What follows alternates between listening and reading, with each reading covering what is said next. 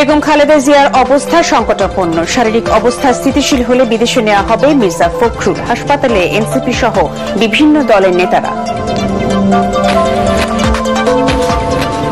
দেশে ফেরার সিদ্ধান্ত একক নিয়ন্ত্রণাধীন নয়, জানালেন তারেক রহমান। মায়ের সুস্থতায় দেশবাসীর দোয়া প্রার্থনা, সরকারের পক্ষ থেকে বাধা নেই প্রেস সচিব। বেগম খালেদা জিয়ার শারীরিক অবস্থার অবনতিতে রাষ্ট্রপতির উদ্বেগ, উপদেষ্টা পরিষদের বিশেষ সভায় দোয়া ও মোনাজাত।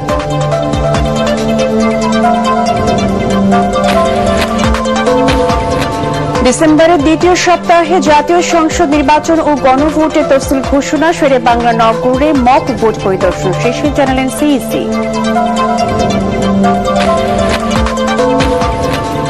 এবং আর্থিক খাতে সুশাসন ফেরাতে দলগুলোকে হস্তক্ষেপ না করার আহ্বান গভর্নরের। অর্থ লোপাটকারীদের শাস্তির আওতায় আনার দাবি রাজনৈতিক দলের নেতাদের।